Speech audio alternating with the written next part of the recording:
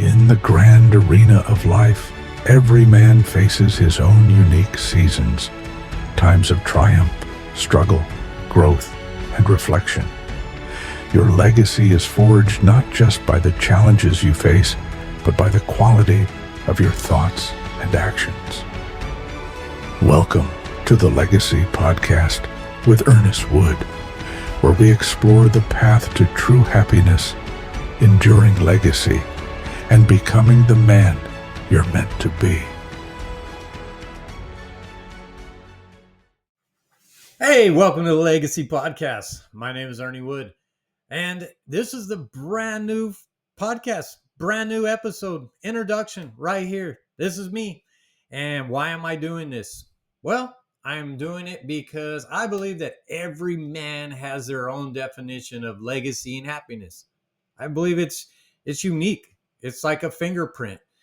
And everybody goes through different seasons of their life, right? We're going to have those times where we struggle, we find success, and then we're going to struggle again. We're going to find more success. But the big thing is it's all about consistency, figuring stuff out, enjoying the process. And that's what these guests of mine are going to have.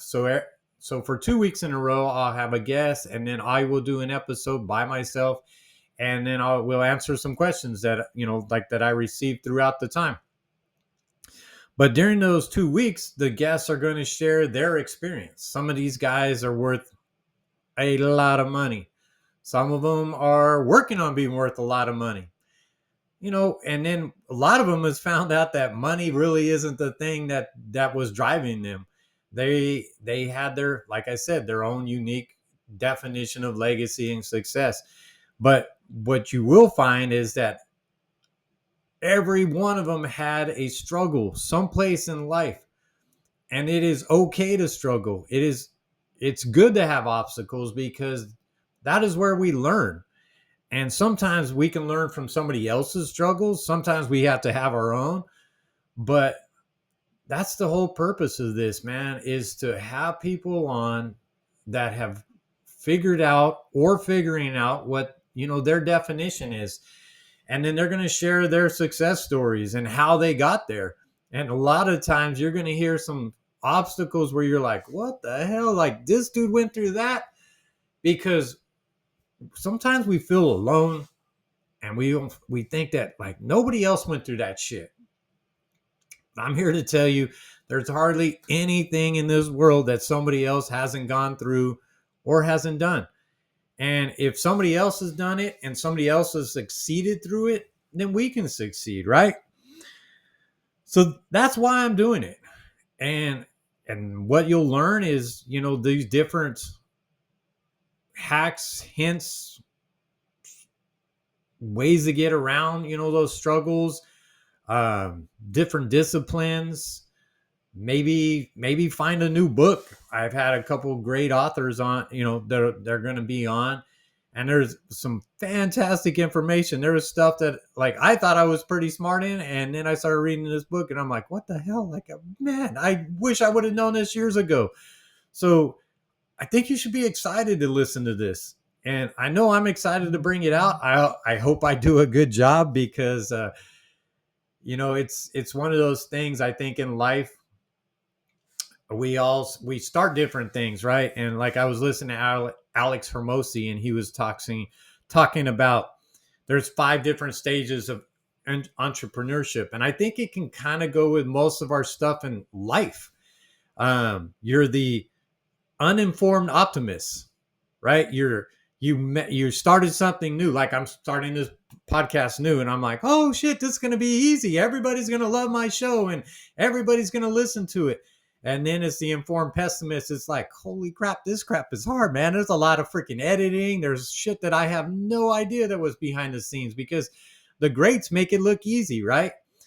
And is anybody ever, maybe nobody's going to listen to it. I don't even know. And then there's that spot where like right now where I'm at that spot where it's like, fuck, man, am I doing this? Like, why am I doing this? This is a lot of freaking work. I don't even know if I should do this, man. Your brain starts like trying to play tricks on you. And you're like, oh man, I should stop and think about it. Like now we'll take those 3 steps with a relationship. You find that girl and you're super excited, and then you find out some crazy shit about her and you're like, oh, maybe I, like not quite optimistic. And then you start the struggles where you get those arguments and you decide, man, is this relationship worth it or not? So, right? So now we have the business, the podcast, we have relationships, and then we take it to that next level, which is informed optimism, right? That's where like, you know what? I can do this. Other people have done it. I figured that shit out. Like I just made some thumbnails for this, podcast, and I did it all by myself. I didn't have to pay somebody. Woo, yay. And then with the relationship, you figured out, hey, let me do this because this makes her happy. And I don't do this because I know that's going to piss her off. And then she does this because I'm happy.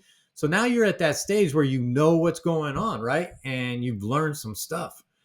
And then the last one, that's that money. That's that money pot or whatever they like to call it. That's that sweet time in life where you and the wife get along most of the time because let's face it, women are crazy, and we're not going to get along with them all the time.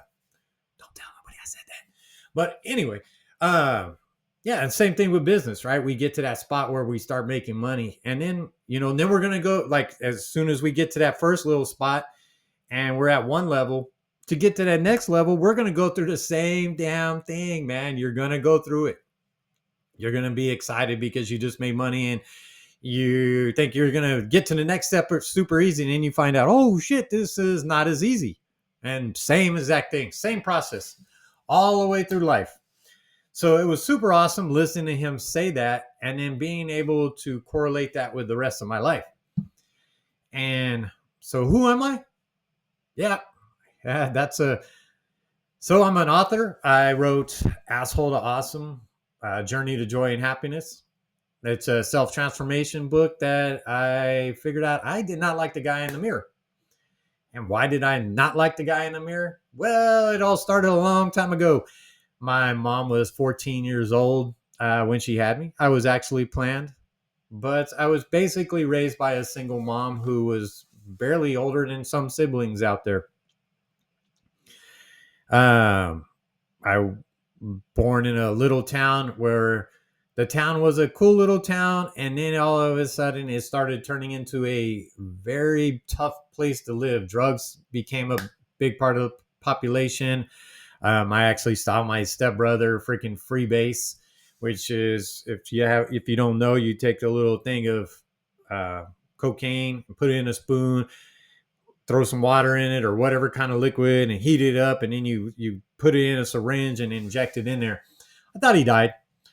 But no, he was just doing a high or whatever it is called.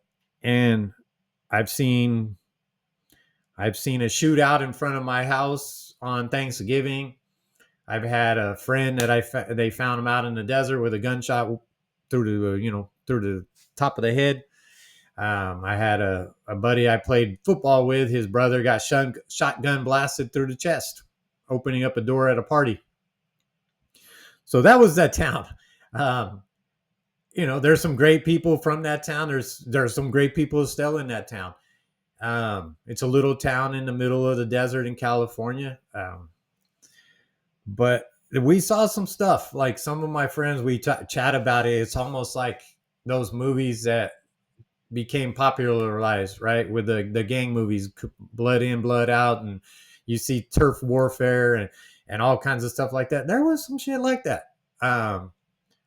Maybe not quite to the extreme of the movies, but it was pretty bad. But like the thing is, like a lot of these guys and women, and we made it out of there or made it through it, and they've been successful. I went to a different route. I stayed there for a little while. I got in trouble because I was stealing. I stole from places that I worked. I never stole from a place I didn't work, though. So I had these high moral standards. But the same week that I found out that I was going to be a dad for the first time, I got caught stealing. So I had to regroup, figure out what the hell I was doing, and I went in the Navy. So I went into the Navy. I thought I was going to be a Navy SEAL because I was in great shape and I thought I was Johnny Badass. But dude, I was a I was a mental midget. Like I had no capacity for discipline, respect, any of that. And there was no way I would have ever made it through SEAL training. But I did go through the Naval Nuclear Power Program, which was the third most stressful school in the nation at the time, mentally. And I passed through there, and I stayed in them. I was a nuclear machinist mate on a submarine. Did that for a few years, got hurt. And then I went into the power industry for 20 some odd years, and then in the car sales, and then on to coaching and doing the podcast. And it's been a fun journey. But during those times, I collected all the negative stuff. I never really looked at the positive side of anything. I always say I had a backpack full of rocks and shit on my back, and I carried that thing around all the time.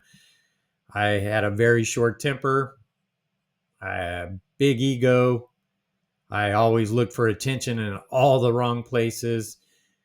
Um, Racist, probably a sexist. I said a lot of things. I was always looking for attention, so I always said the crazy shit, right? Or did something stupid. So yeah, I got the attention. But with all that, like I said, I did not like the guy I saw in the mirror. So I had to fix that. So I went on to starting to fix that, read 500 self-help books. Didn't really help. Yeah, they help for a minute. But it was almost like when people go on a diet, right? They go on a diet, they try to change everything, and then 3 weeks later, they finally quit, and they weigh 5 pounds more than they were when they started. And I was doing the same crap, but what I figured out was like I had to figure out who I was, where I was coming from, what made me tick, and why were these little knots inside of me. I'll give you a quick story. I had this horrible thing about time. Like if you were 10 minutes late, I would ruin a day. I would ruin at least the hour, sometimes the entire day. And it was all like, I did not know why it bugged me so bad. Like I would just get pissed. But through reading and doing some journaling and stuff like that, my brother and I were talking one day, and then we figured it out. It was because my dad, when they separated, he would call like every, I don't know, once a month, every other month, and say, hey, I'll be right out. So we'd get all excited, as little kids do, pack our shit up, and we just stare out the window waiting for him to get there. And usually he didn't show up, at least not for 4 or 5 hours, and usually not even that day. So that was ingrained in our heads. And so anytime somebody was late, it's like, oh man, this shit's gonna happen again. So that was a trigger, and I found it out. So once I knew it, then I was able to get rid of it. So that was where I got better. I started taking these little knots that I had in myself, and I really, really worked hard on just finding my happiness. What allowed me to look in the mirror and go, man, you're a pretty decent dude. And it took a while. And I learned that there's 5 fundamental basic fundamentals that are gonna, it sounds weird, but these 5 things, like, because most people will not correlate those with your mental health, but I'll tell you how it works. And those 5 fundamentals are going to be sleep, breath, hydration, nutrition, and movement. And when those things are all working correctly, or as as good as possible, because we're not going to be perfect on anything, but when those things are all working, they give you the best opportunity to experience gratitude in your life, being able to forgive, not be moody, feel healthy, look in the mirror and go, damn, you look pretty good, And I think through life and just living life and getting caught up with the rat race of the world and chasing the outside happiness, right? Because you're never going to find happiness outside of yourself. You'll find temporary moments of joy, maybe, ooh, I got a raise, super happy. And then you spend all that damn money, and now you're further in debt than you were in the first place. that's just the way that shit works, man. But when I was able to find these things and balance them out, then all of a sudden my brain started, and it felt amazing. So sleep, like 7 to 8 hours a day of sleep. Sometimes we're not going to be able to get that all in a row, and many nights I don't, but I do sneak in those little naps here and there. And it's been proven that those micro naps can actually aid in that 7 to 8 hours of sleep, right? And it keeps your body working efficiently. Your metabolism works correctly. All your hormone drops are going to go correct. But in today's world, like, people got to that badge of honor. Only sleep 4 hours a day. Well, then you're all fucked up. And you might not feel like you're jacked up, but overall you're messed up, and you just lower that your base, right? I'll give you a quick story on that.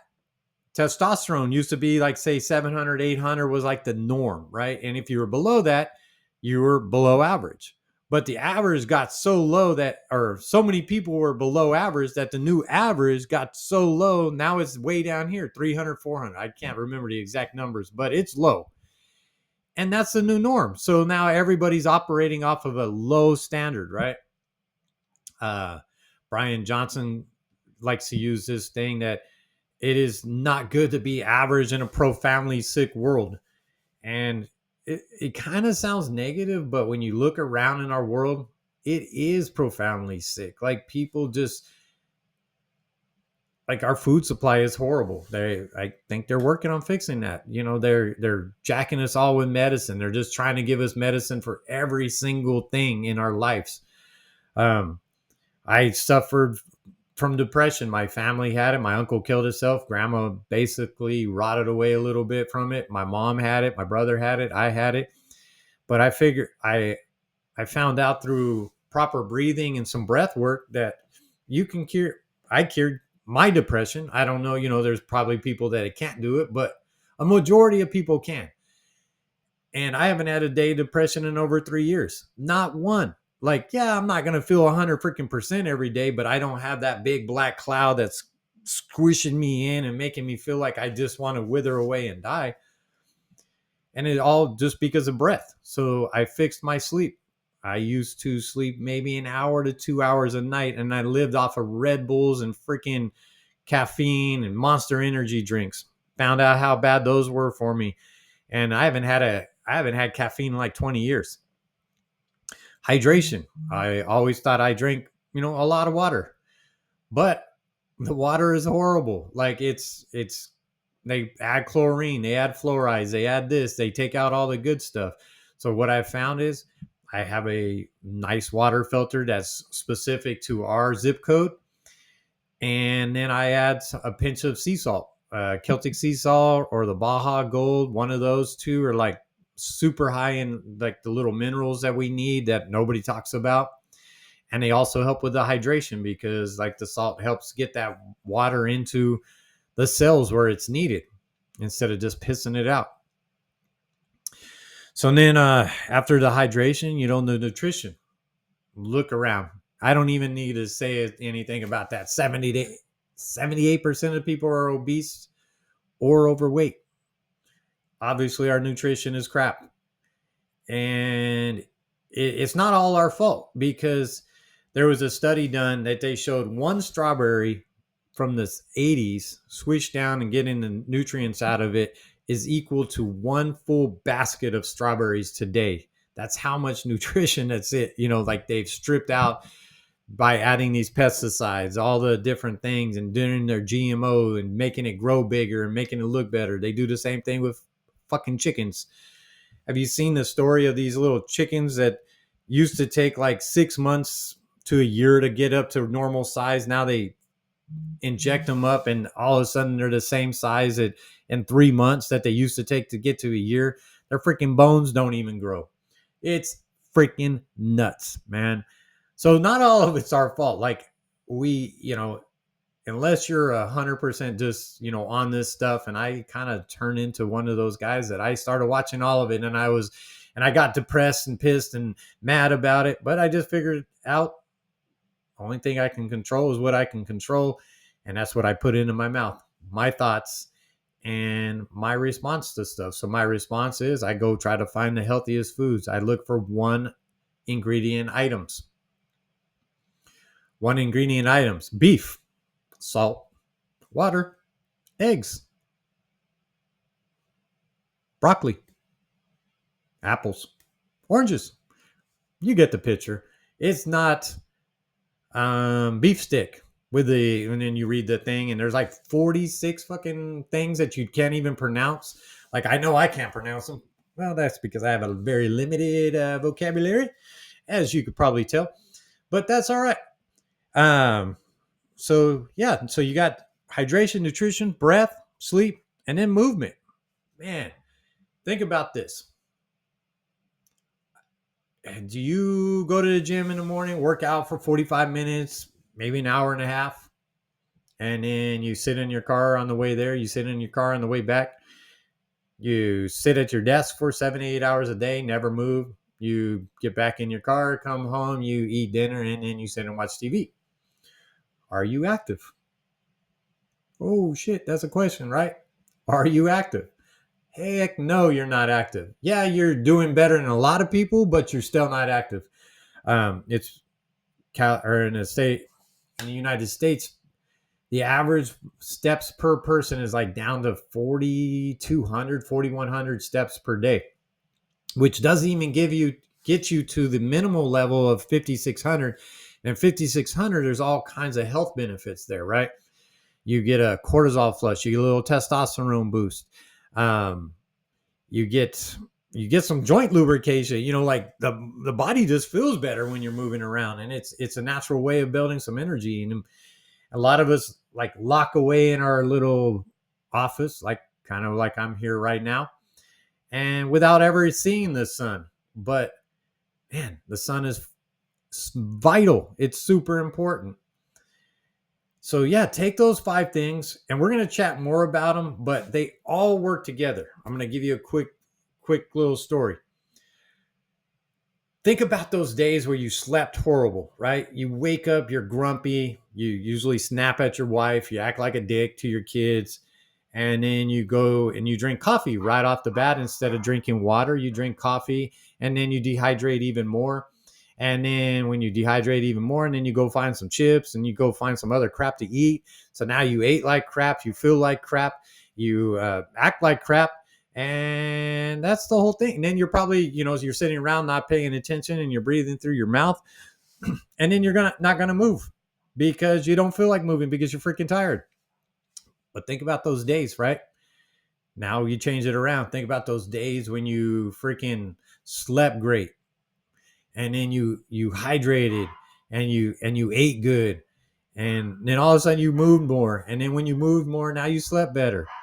It's amazing the way it works. So yeah, let's just learn together. Let's have a great show, and drop me some notes. Hit like, hit subscribe, throw in a message. I'm going to read them. I'm going to try to answer those questions. And if I don't know the answer, I'll find the answer for you. Thank you for tuning in. Have a wonderful day.